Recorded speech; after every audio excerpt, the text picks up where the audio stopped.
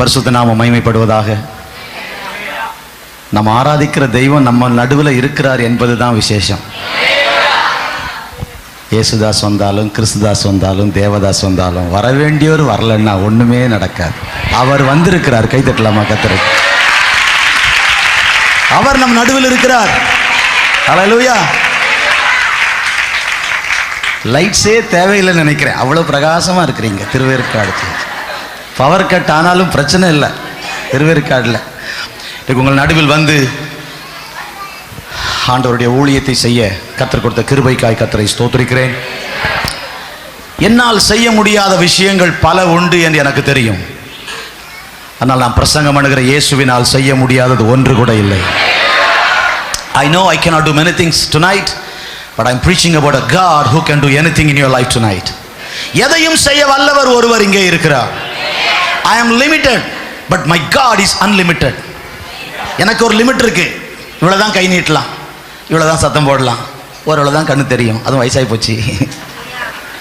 ஆண்டவருக்கு எங்க இருந்து பார்த்தாலும் தெரியும். நமக்கு முகமே தெரியாது, அவருக்கு இருதயம் தெரியும். இல்ல எவ்வளவு பெரிய ஆண்டவர். பொதுவாக ஏழைகள் பணக்காரர்களை தேடி போவார்கள். இல்ல ஏழைகள் தான் பணக்காரர்களை தேடி, வியாதியஸ்தர்கள் தான் டாக்டரை தேடி போவாங்க. இந்த திருவேற்காடில் எந்த டாக்டராவது வீடு விடா வந்து நான் டாக்டர் வந்திருக்கிறேன் உடம்பு நாளா இல்லையா வெளியே வாங்கன்னு கூப்பிட்டுருக்கிறாரா? அப்படி வந்தால் அவரை டாக்டரா நினைப்பீங்களா? இன்னும் ஒரு வீடு விடா வந்து கூப்பிடுறாரு. ஆஸ்பத்திரியில் இருப்பார், நம்ம எல்லாம் போவோம். அப்படியானால் வியாதியஸ்தர்கள் டாக்டரை தேடி போவாங்க, ஏழைகள் பணக்காரங்களை தேடி போவாங்க, சாதாரண மக்கள் தலைவர்களை தேடி போவாங்க. இது உலக வழக்கம். நம்முடைய ஆண்டவர் வித்தியாசமானவர். அவர் வானமும் பூமியும் படைத்த தெய்வம், சர்வ வல்லவர். அவர் மருத்துவர், யெகோவா ரஃபா. அவர் நம்மை தேடி வந்து நமக்கு நன்மை செய்கிறார். அதுதான் விசேஷம். கிறிஸ்தவம் என்பது மனிதன் கடவுளை தேடுவதல்ல, கடவுள் மனிதனை தேடி வந்ததுதான் கிறிஸ்தவம்.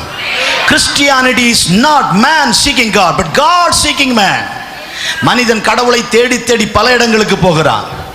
ஆனா கடவுள் மனிதனை தேடி வந்தார் என்பதுதான் கிறிஸ்தவம். ஹல்லேலூயா. இந்த ராத்திரி வேளையில 2 அல்லது 3 பேர் இருந்தாலே வந்துருவேங்கிறார். இந்த கூட்டத்துக்கு வராம இருப்பாரா? வராம இருப்பாரா? 2 அல்லது 3 பேர் இருந்தாலே அவர்கள் நடுவில் நான் இருப்பேன்ல, இருக்கிறேன் இருக்கிறேங்கிறார். 2 அல்லது 3 பேர். நம்ம மதுராந்தகத்தில் ஊழியம் ஆரம்பித்த நாட்கள்ல தம்பி ஜான்சன்லாம் சர்ச்சுக்கு வர்றதுக்கு முன்னால ஒரு ஆராதனையில் ஒரே ஒரு பையன்தான், நானும் அவனும் 3 மணி நேரம். அவன் என்ன பாடுபட்டிருப்பான்னு பார்த்துங்க. என்கிட்ட நான் அவனை பார்க்க, அவன் என்ன பார்க்க, கை தட்டு, முழங்கால் போடு, எழும்பி நில்லு, கண்ணை மூடு, ஒரே எக்ஸசைஸ் தான். கண்ணை மூட சொல்லி அவனை மூட சொல்லுவேன், நான் மூட மாட்டேன். இவன் போயிட்டான்னு வைங்களேன், என் ஆத்துமாவே சொல்ல ஆத்துமாவே இருக்காது. அதனால கண்ணே மூடாம மூடுன்னு சொல்லுவேன். அவன் ஒரு கண்ணை மூடிட்டு என்ன பார்த்து, நீங்க ஏன் மூடல, பாஸ்டர்கிட்ட மட்டும் நீ கேள்வியே கேட்கக்கூடாது. தலையில சொல்ல இப்படி உட்காருவான். சரியா உட்காரு, காலை நிட்டாத, ஸ்டெடி. என் தொல்லை தாங்காமலே ரட்சிக்கப்பட்டான். ஒரு அலையில சொல்லுங்களேன். 2 மாசத்துல முனுசாமி பிகேம் ஸ்டீஃபன். கைத்தட்டி ஒரு அலையில சொல்லுவோம். அப்படித்தான் எங்க ஊழியம் ஆரம்பம். நான் இருந்த வீட்டில் கிச்சன் தான் பெருசாக இருக்கும். கிச்சனில் தான் ஆராதனை. 3 பாய் இருக்கும், அதில் 2 பேர் தான் உட்காந்துருப்பாங்க. ஒரு பிளாஸ்டிக் குடத்தில் ஒரு இடம் தண்ணி வச்சுட்டு உட்காந்துருப்பேன். ஆனால் உண்மையுள்ள மனுஷன் பரிபூரண ஆசீர்வாதங்களை பெறுவான். கொஞ்சத்தில் உண்மையாக இந்த கர்த்தர் அநேகத்தின் அதிகாரியை வைப்பார். இன்றைக்கு 32 வருடம் முடிந்து 33ஆம் வருடத்தில் உங்கள் நடுவில் நின்று கர்த்தருடைய வார்த்தையை சொல்ல கர்த்தர் எனக்கு ஜீவனை தந்தார். இயேசு நல்லவர். நம்ம ஆண்டவர் இயேசுவை போல நல்ல தெய்வம் யாரும் இல்லைங்க. அவர் பொதுவாக அவருடைய சுவாபமே நல்லவர் தான். தேவரீர் நல்லவரும் நன்மை செய்கிற ஆண்டவருமாயிருக்கிறீர். அல்லேலூயா. நன்மை அவரது தன்மை. நன்மை இஸ் நேச்சர். நன்மை செய்வது அவருடைய இயல்பு. நன்மை நமக்கு ஒருவர் செய்தால் நாம் ஒருவருக்கு நன்மை செய்வோம். அது மனிதர் குணம் இல்ல. நமக்கு நல்லது செய்கிறவங்க நல்லது செய்வோம். தீபாவளிக்கு கேசரி கொடுத்தாங்க, கிறிஸ்மஸுக்கு கேக் கொடுப்போம் இல்லை. கேசரி கொடுக்காதவங்களுக்கு கேக் கொடுக்குறோமா? ஐயோ கொடு போனோம், தீபாவளி கொடுத்துட்டாங்க. நல்லதை செய்தவங்களுக்கு நம்ம நல்லதை செய்கிறோம். அது மனித குணம். நல்லதை செய்தவங்களுக்கு தீமை செய்யறது பிசாசின் குணம். தீமை செய்யறவங்களுக்கு தீமை செய்யறது மிருக குணம். கள்ள தூக்கி அடிச்சிங்கன்னா நாய் கடிக்கும். நன்மைக்கு நன்மை செய்வது மனித லட்சணம். நன்மைக்கு தீமை செய்வது பிசாசின் லட்சணம். தீமைக்கு தீமை செய்வது மிருக லட்சணம். ஆனால் அந்த தீமைக்கு நன்மை செய்வது தேவ லட்சணம். கைதட்டி ஒரு ஆளில் சொல்லுவோம்.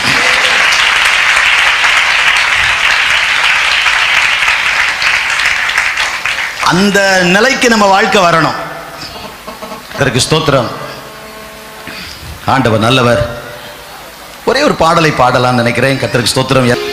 சொந்தம் என்று சொல்லிக்கொள்ள தெரியுமா? அப்போ பிரச்சனையே இல்லை. தெரியாமலே பாடல, அது விசேஷ கிருபை. ஒரு அலையில சொல்லுங்களேன். சிலர் எந்த பாட்டை ஸ்டார்ட் பண்ணுங்களேன் கூட வந்துடுவாங்க. அந்த கிருபை எல்லாருக்கும் கிடையாது. அலையில சொல்லுங்க. நான் எல்லாம் ஒரு பாட்டை 100 முறை கேட்குற வரைக்கும் கேட்டுக்கிட்டே இருப்பேன். அது வரை தான் பாடுவேன். சிலர் அப்படி சொந்தோன்னா பந்தோன்னு ஆரம்பிச்சிருவாங்க. அந்த கிருபை யாருக்கும் இல்லைங்க. ஒரு அலையில சொல்லாமா? சொந்தம் என்று சொல்லிக்கொள்ள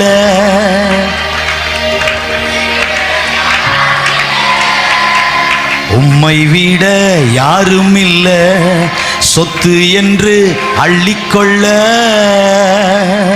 உம்மை விட ஏதும் இல்ல. பாடலாமா? உம்மாவியினால் நான் நிரப்பப்பட்டேன், உம் ஊழியத்திற்காய் நான் உயிர் வாழ்வேன். உம்மாவியினால் நான் நிரப்பப்பட்டேன், உம் ஊழியத்திற்காய் நான் உயிர் வாழ்வேன். நான் உயிர் வாழ்வேன். நான் உயிர் வாழ்வேன். சொந்தம் என்று சொல்லிக்கொள்ள உம்மை விட யாரும் இல்ல, சொத்து என்று அள்ளிக்கொள்ள உம்மை விட ஏதும் இல்லை. பாடுங்க. சொந்தம் என்று சொல்லிக்கொள்ள உம்மை விட யாரும் இல்லை, சொத்து என்று அள்ளிக்கொள்ள உம்மை விட ஏதும் இல்லை. இயேசுவே இயேசுவே எனக்கெல்லாம் இயேசு. ஓ ஓ இயேசுவே அப்பா இயேசுவே எனக்கெல்லாம் இயேசுவே.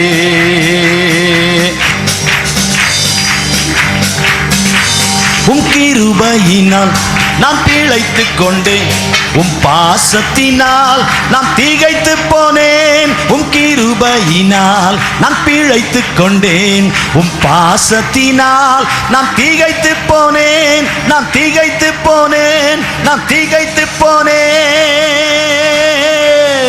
சொந்தம் என்று சொல்லிக்கொள்ள உம்மை விட யாரும் இல்லை அப்பா, சொத்து என்று அள்ளிக்கொள்ள உம்மை விட ஏதும் இல்லை. Sing it again.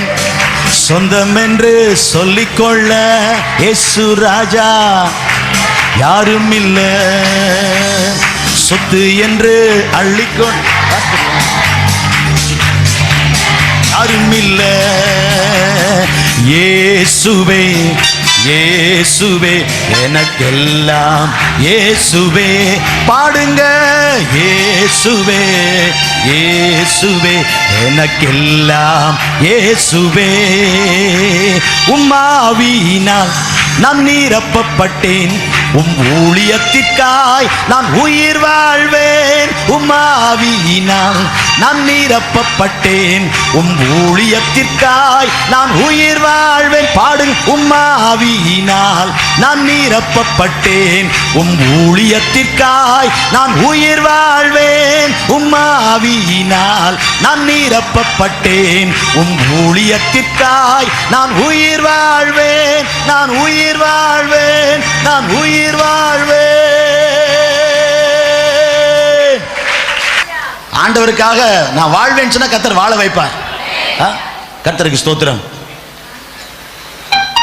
நம்முடைய ஆண்டவர் சர்வ வல்லவர். அவருக்காக வாழ்வதற்கு ஒரு வைராக்கியம் நமக்கு இருக்கணும். அல்லேலூயா. ஏதோ ஞாயிற்றுக்கிழமை வந்தோமா விருந்து வீட்டுக்கு போன மாதிரி வந்து போகக்கூடாது. நம்ம அப்பா வீட்டுக்கு வந்திருக்கிறோம். நமக்கு இங்க ஒரு பொறுப்பு இருக்கு. நம்மை ஆண்டவர் சபைக்குள் கொண்டு வந்ததில் அவருக்கு ஒரு நோக்கம் உண்டு. கவனிங்க. நாம் ரட்சிக்கப்பட்டது பிறரை ரட்சிப்புக்குள் நடத்த. நாம் சபைக்குள் வந்தது பிறரை சபைக்குள் கொண்டு வர. நாம் சபைக்குள் வந்தது எத்தனை பேரை கொண்டு வந்திருக்கிறோம்? அதுதான் நோக்கம். அதற்குத்தான் சபை பூமியில் இருக்கிறது. நாம் ரட்சிக்கப்பட்டது பிறரை ரட்சிப்புக்குள் நடத்த. நான் சபைக்குள் வந்தது பிறரை சபைக்குள் கொண்டு வர. கைவத்தி ஒரு அல்லேலூயா சொல்லாமா?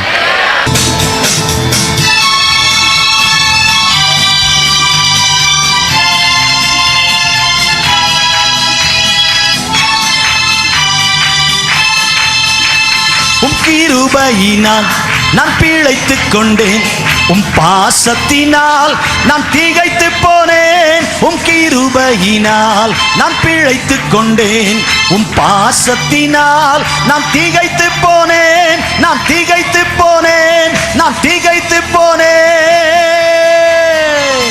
சொந்தம் என்று சொல்லிக்கொள்ள உம்மை விட யாரும் இல்லை.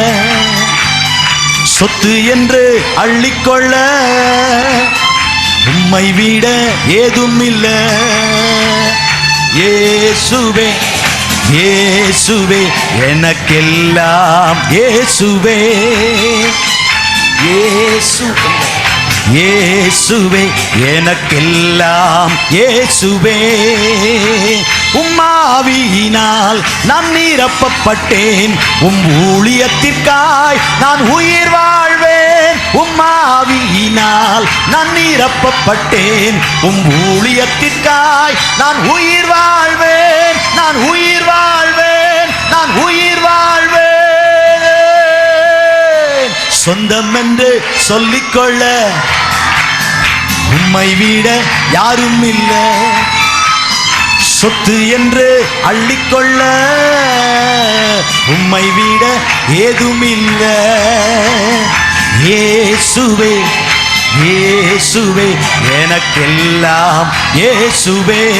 ஓ ஓஹோ இயேசுவே இயேசுவே எனக்கெல்லாம் இயேசுவே. அவர் எந்நாளும் நம்மோடு இருப்பதினால் அலைகள் புயல்கள் நம்மை அசைப்பதில்லை. அவர் எந்நாளும் நம்மோடு இருப்பதினால் அலைகள் புயல்கள் நம்மை அசைப்பதில்லை. அவர் எந்நாளும் நம்மோடு இருப்பதினால் அலைகள் புயல்கள் நம்மை அசைப்பதில்லை. அவர் எந்நாளும் நம்மோடு இருப்பதினால் அலைகள் புயல்கள் நம்மை அசைப்பதில்லை. அஞ்சாமல் செல்வோம், வஞ்சகனை வெல்வோம். அஞ்சாமல் செல்வோம், வஞ்சகனை வெல்வோம். அரணான கோட்டைகளை பிடித்திடுவோம். நாம் திருவேற்காடை நாம் பிடித்திடுவோம். திருவேற்காடை நாம் பிடித்திடுவோம். திருவேற்காடை நாம் பிடித்திடுவோம். பொன்னான இயேசுவை புண்ணிய நல் நேசரை கொண்டு செல்வோம் பூலோகமெங்கும். அவர் ஒன்றே வழி என்றே கூறுவோம்.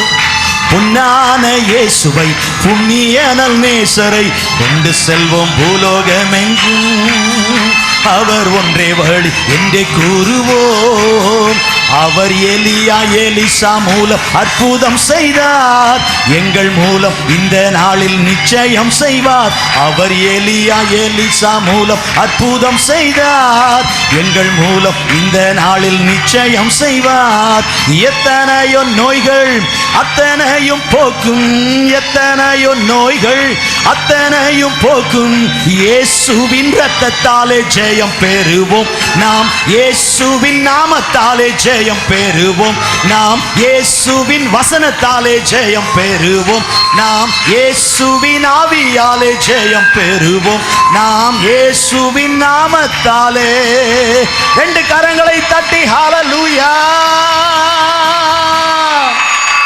ஜெயம் பெறுவோம். இயேசுவின் நாமத்தில் வெற்றி, இயேசுவின் நாமத்தில் ஜெயம்.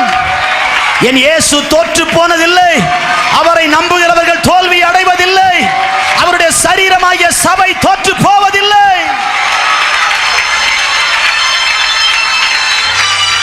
ஆண்டவர் சொன்னாரு, பாதாளத்தின் வாசல்கள் அதை மேற்கொள்வதில்லை. எதை? சபையை. சபை என்பது கட்டிடம் அல்ல. கவனிங்கள், church is neither a building nor a denomination.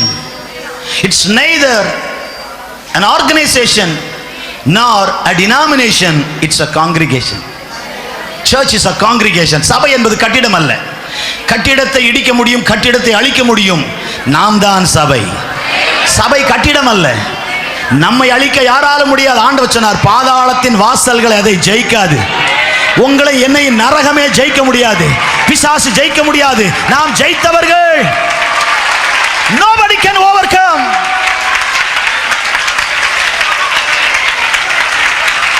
வேதத்தில் ஆண்டவர் ஆதாம் ஏவாளுக்கு கொடுத்த முதல் வாக்குத்தத்தமே வெற்றி. சாத்தானுக்கு கொடுத்த முதல் அடியே மரண அடி. ஒருவர் வருவார், அவர் உன் தலையை நசுக்குவார்.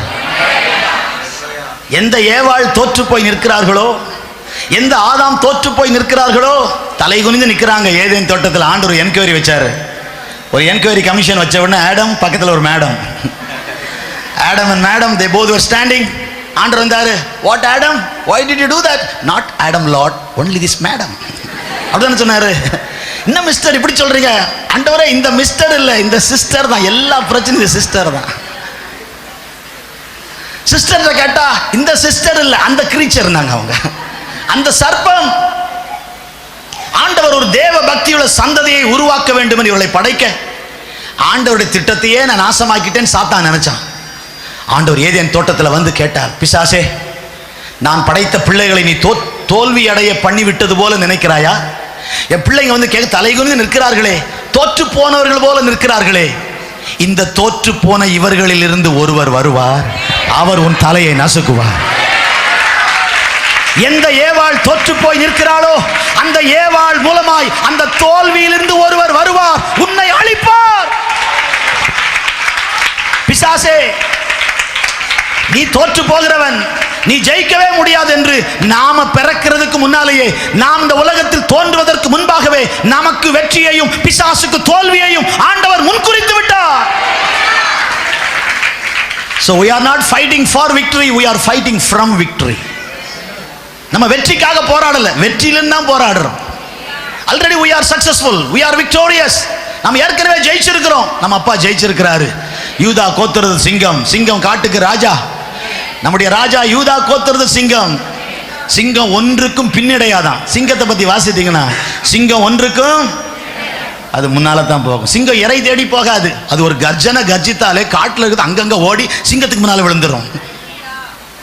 சிங்கம் அது ஒன்றுக்கும் பின்னடையாது. யூதாவே, நீ ஒரு பால சிங்கம். யார் யூதா? துதிக்கிறவன். துதிக்கிறவன் வாலிப சிங்கத்துக்கு அடையாளம். சிங்கம் கிழட்டு சிங்கம்னாலும் சிங்கம் சிங்கம் தான். ஒரு அல்லேலூயா சொல்லுங்க. அல்லேலூயா. ஆனா துதிச்சா அவங்கள வாலிப சிங்கமா கர்த்தர் மாற்றிடுவாரு.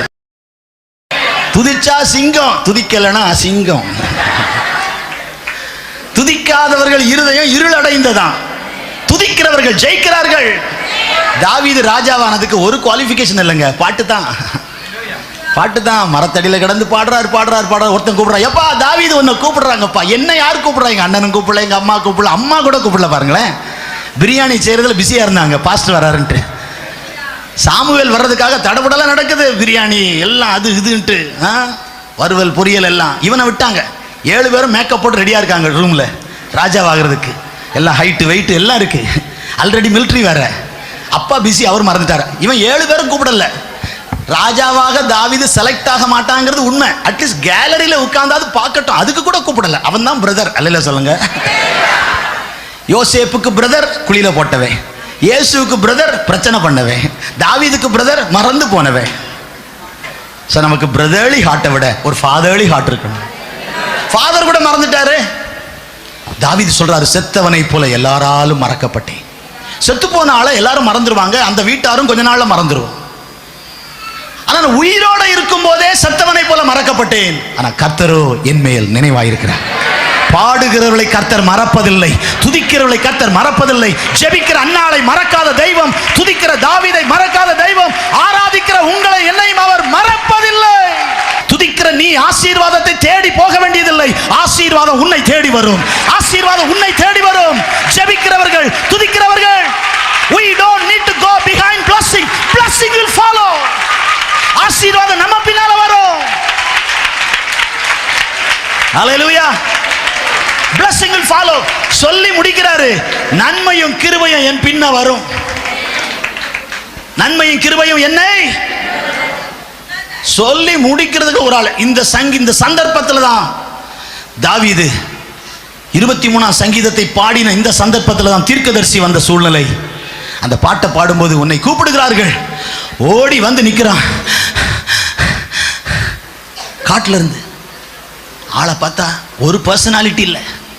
கர்த்தர் ஆசீர்வதிக்கிறதுக்கு பர்சனாலிட்டி வேண்டாம். அதுக்காக குளிக்காம சர்ச்சுக்கு வரலன்னு அர்த்தம் இல்லை, நீங்க தப்பா நினைச்சிடக்கூடாது. ஒரு அளவு பர்சனாலிட்டி வேணான்ட்டாரு. பரவாயில்ல, 3 நாள் குளிக்காத பரவாயில்ல, பக்கத்திலே ஒருத்தன் உட்கார மாட்டான்.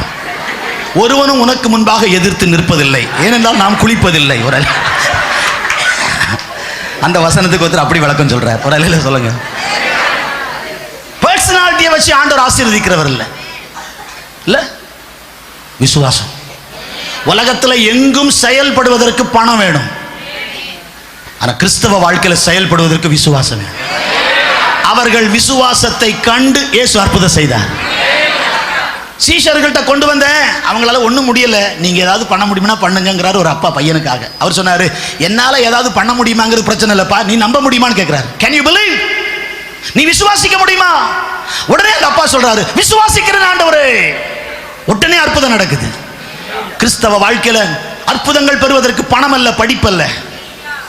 பணம் அல்ல, படிப்பல்ல. faith that moves mountain.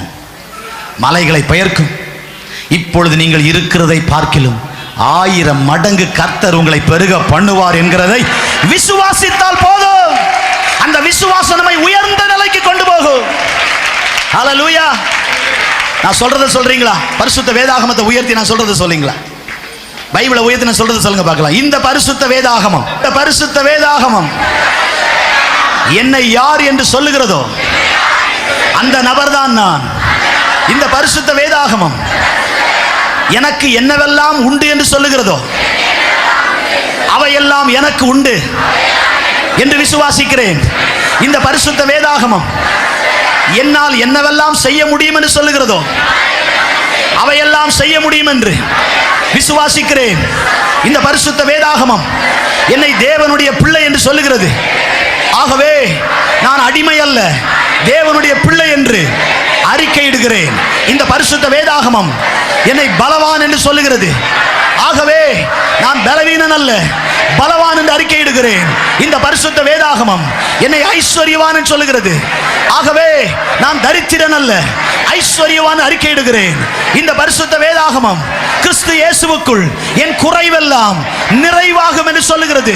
ஆகவே குறைவின்றி நிறைவோடு வாழ்வேன் என்று அறிக்கையிடுகிறேன். இந்த பரிசுத்த வேதாகமம் பொல்லாப்பு எனக்கு நேரிடாது, வாதை என் கூடாரத்தை அணுகாது என்று சொல்லுகிறது.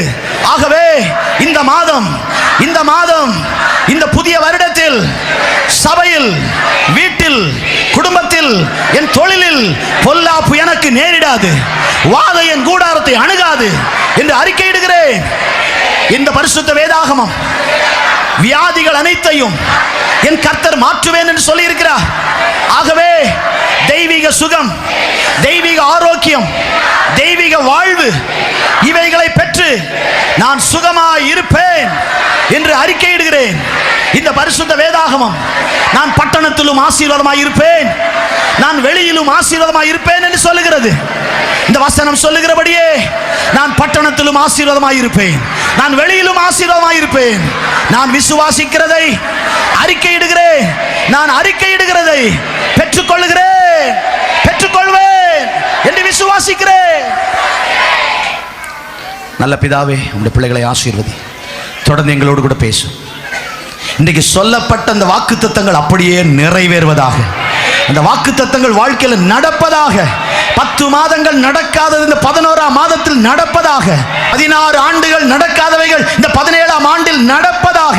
யோசேப்புக்கு 17 வயதுல அவனை உயர்த்துவேன் என்று சொன்னீங்களே, அதே உயர்வு சபைக்கு வருவதாக, விசுவாசிகளுக்கு வருவதாக, குடும்பங்களுக்கு வருவதாக. இயேசுவின் நாமத்தில் யோசேப்பை உயர்த்தின தெய்வம், சொப்பனம் கொடுத்த தெய்வம், உயர்வை கொடுத்த தெய்வம், சிறையிலிருந்து சிங்காசனத்துக்கு கொண்டு போன தெய்வம், யோசேப்புக்கு உயர்வுக்கு 17ஆம் ஆண்டில் ஒரு அற்புதம் செய்து அவனோடு பேசின தெய்வம், நீருடைய பிள்ளைகளை உயர்த்தி ஆசீர்வதிக்க ஜெபிக்கிறோம். உடைய நாமம் மகிமைப்படுவதாக. இயேசுவின் நாமத்தில் வேண்டுகிறோம் பிதாவே, ஆமென். கர்த்தர் நம்மை ஆசீர்வதிப்பார். மதுராந்தகம் ஊழியத்தில் 17வது வருடம் ஆனபோது கர்த்தர் எனக்கு சொன்னார், இது மதுராந்தகம் சபைக்கு 17வது வருடம். 1982ஆம் வருடம் மதுராந்தகம் சபையை பொறுப்பெடுத்தேன். ஆண்டவர் 99 நினைக்கிறேன், 82 ஒரு 17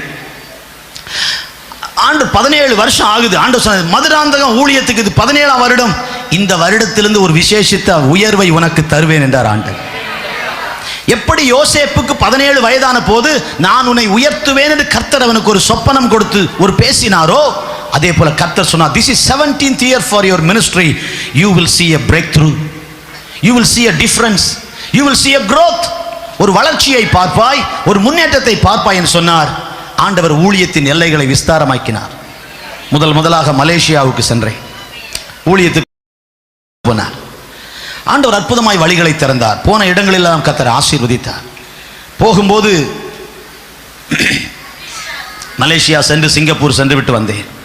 திரும்ப உடனே கூப்பிட்டார்கள், ஒரு 3 மாசத்துல திரும்ப கூப்பிட்டார்கள். ஒரு மலேசியா முழுவதும் இருக்கிற தமிழ் பேசும் மக்கள் கூடுகிற ஒரு தமிழ் ஃபேமிலி கேம்பில் பேசுறது கூப்பிட்டாங்க. ஒரு 3 மாதத்தில் திரும்ப ஒரு வாரம் தான் போனேன். அந்த கேம்பில் பேசினேன். ஒரு 3-4 நாட்கள் இருந்தேன், திரும்பி வந்தேன். இப்போ 17 வருடம் வரைக்கும் இப்படிப்பட்ட சின்ன ஹாலில் ஆராதித்தோம். இதில் பாதி தான் இருக்கும். இது எவ்வளோ அகலம் தெரில எனக்கு, ஒரு 20 அடி தான் அகலம் எங்கள் சர்ச்சு, 40 அடி நீளம். அதில் 2 ஆராதனை நடத்தி கொண்டிருந்தோம். அப்போ ஆண்டவர் சொன்னார், நீ இந்த கூடாரத்து பக்கத்தில் ஒரு இடம் இருந்தது எங்களுக்கு, எங்கள் இடமே. ஸோ அதில் 1000 பேர் உட்கார்ற மாதிரி ஒரு ஷெட்டு போட ஜெபம் பண்ணி போட்டோம். கர்த்தர் அற்புதம் செய்தார். அதுலேயும் கர்த்தர் 3 ஆராதனைகள் நடத்துகிற அளவுக்கு கர்த்தர் உயர்த்தினார். ஹல்லேலூயா. ஆண்டவர் செய்வார். உலகத்தில் வேகமாக வளருவது சபை மட்டும்தான்.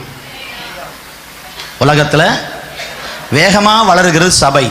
உயிருள்ள எதுவும் வளரும், இந்த ஸ்பீக்கர் வளராது. ஏன்?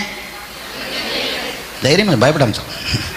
இந்த கீபோர்டு 50,000 ரூபாய், ஆனால் இது வளராது. ஏன்? இந்த புல்பிட் அழகாக இருக்குது, நான் பேசுறதுக்கு ரொம்ப அழகாக நல்லா இருக்கு, ஆனால் வளராது. வீடியோ கேமரா வளராது, ஆனால் எடுக்கிறவர் வளருவார். அவர் தப்பா நினைச்சிடக்கூடாது. இந்த கேமரா வளராது, ஆனால் இவர் வளருவார்.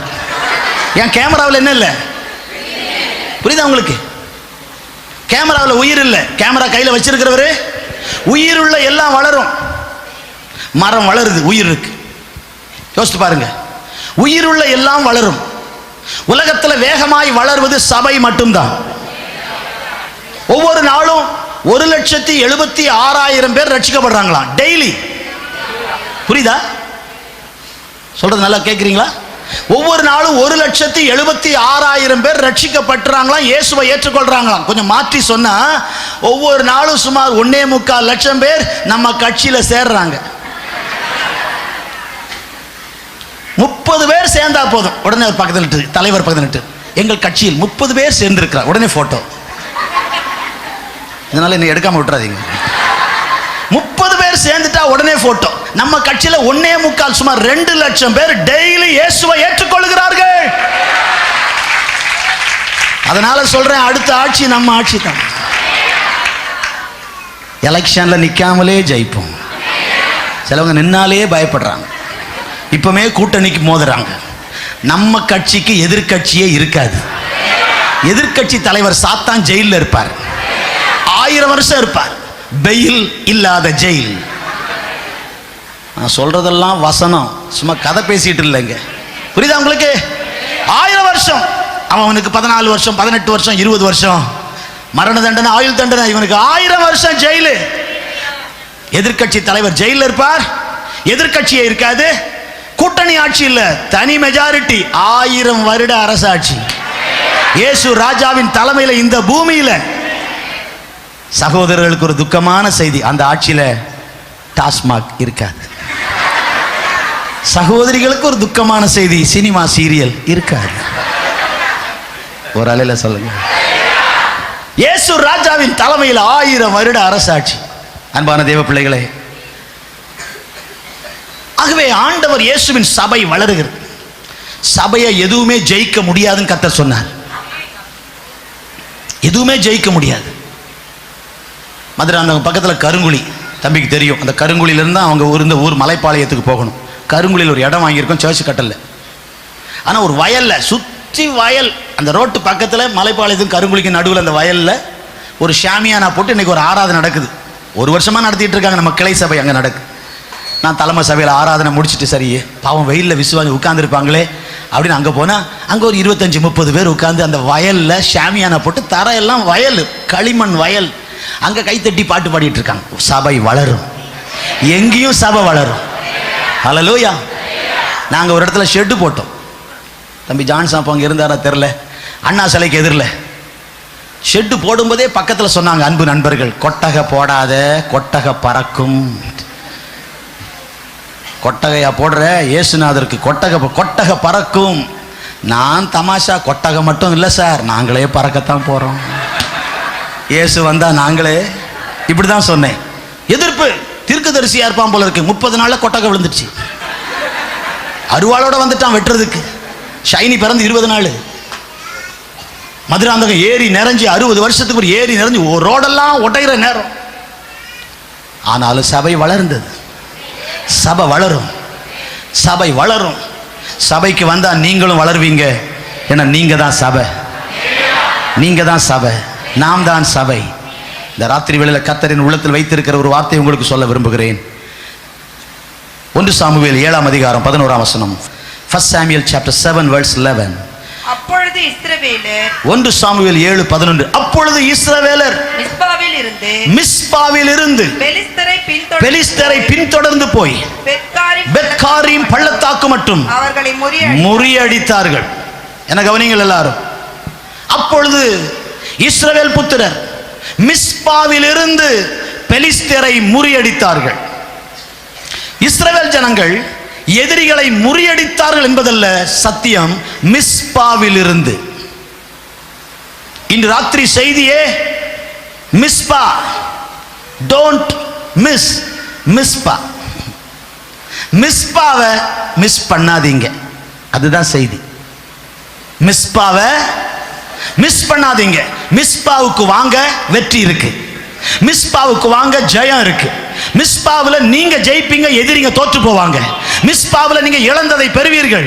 Misba, come to Misba. Don't miss Misba. You can miss anything. எதையும் நீங்க இழக்கலாம், நெவர் மிஸ் மிஸ்பா.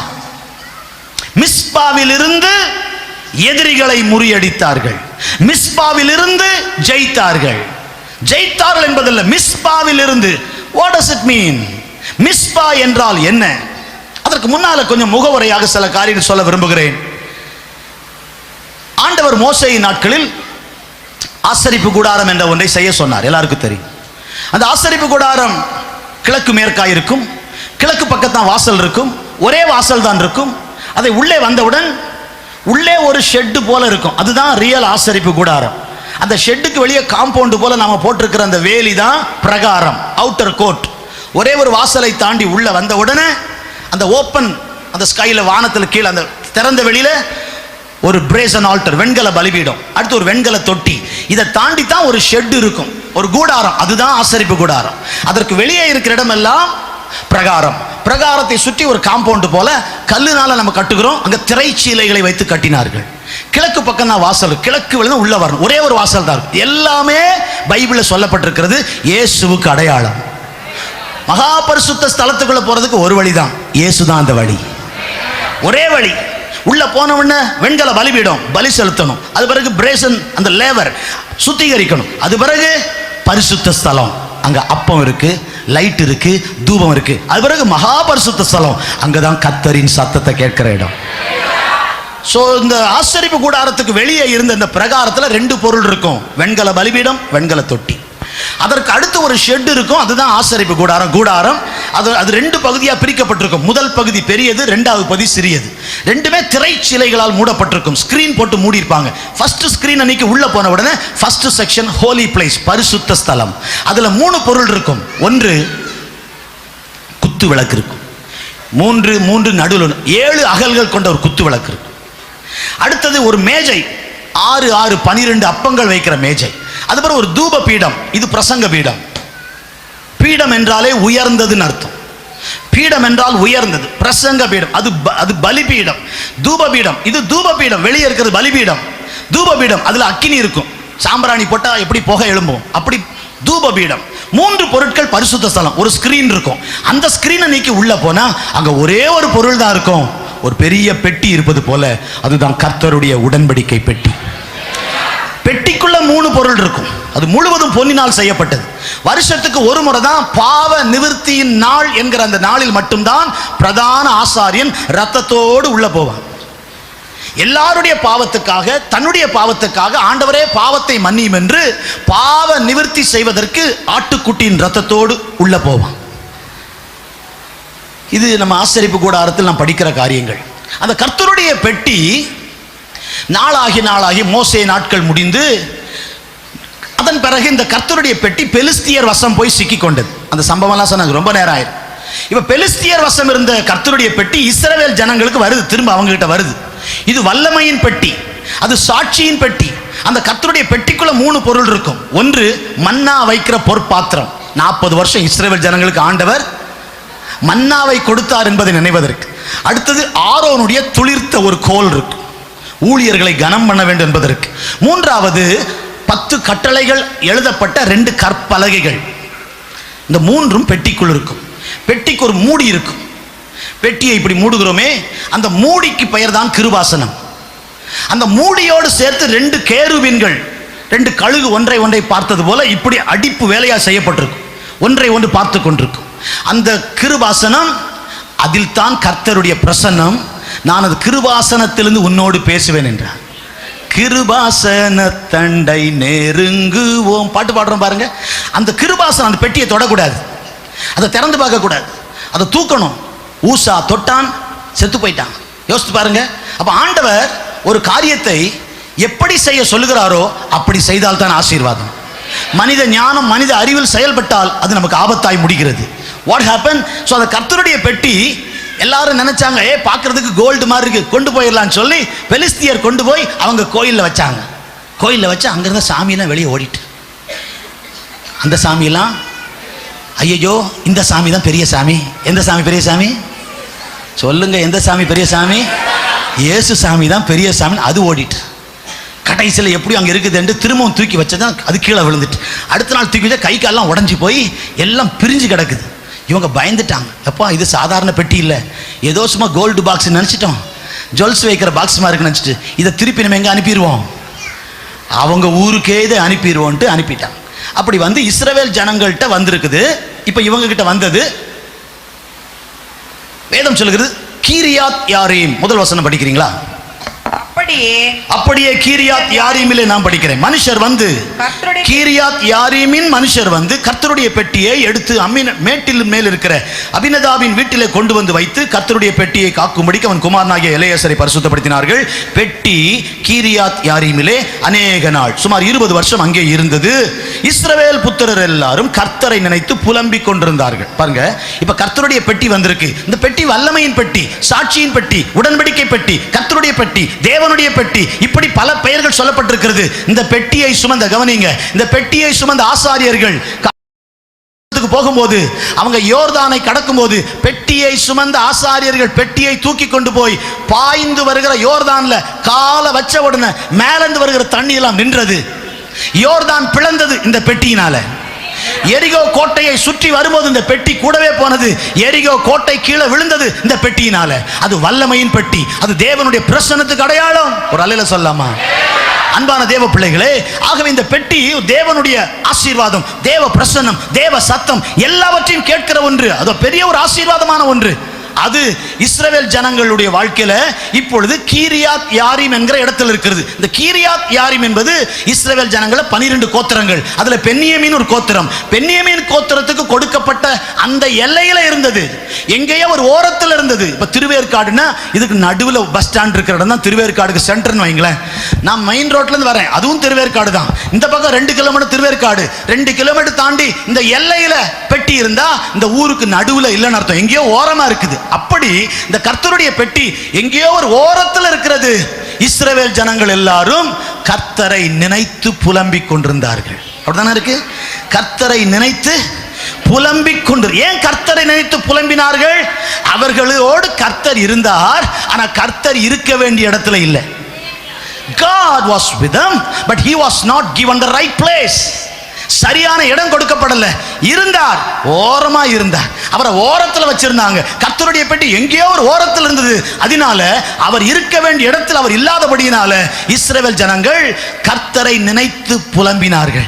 கர்த்தரை நினைத்தால் சந்தோஷம் வரும், கர்த்தரை நினைத்தால் மகிழ்ச்சி வரும். ஆனா இங்க ஆண்டவரே நினைக்கிறாங்க, எங்களோட இருக்கிற மாதிரி தெரியுது, ஆனா எங்கேயோ இருக்கிறீங்களே, எங்கேயோ இருக்கிறீங்களே, உங்க பிரச்சனத்தை உணர முடியல என்று நாடு முழுவதும் அழுது கொண்டிருந்தது. கவனிங்க, இப்படி அழுது கொண்டிருக்கிற சூழ்நிலையில சாமுவேல் என்கிற தீர்க்கதரிசி, சாமுவேல் தீர்க்கதரிசி ஜனங்களை பார்த்து சொல்லுகிறார், நீங்க எல்லாம் அழுதுகிட்டு இருக்கிறீங்க, நீங்க எல்லாம் அழுது கண்ணீரோட இருக்கிறீங்க, நாடு முழுவதும் துக்கமா இருக்கிறது. உங்கள் துக்கம் நீங்குவதற்கு நான் ஒரு வழி சொல்றேன். உங்க துக்கம் நீங்கணும்னா, உங்க கண்ணீர் மாறணும்னா, உங்க கஷ்டம் நீங்கணும்னா, உங்க அழுகை மாற வேண்டும் என்றால், உங்கள் துக்கம் சந்தோஷமாய் மாற வேண்டும் என்றால், நீங்க எல்லாரும் மிஸ்பாவுக்கு வாங்க. Come to Mizpah.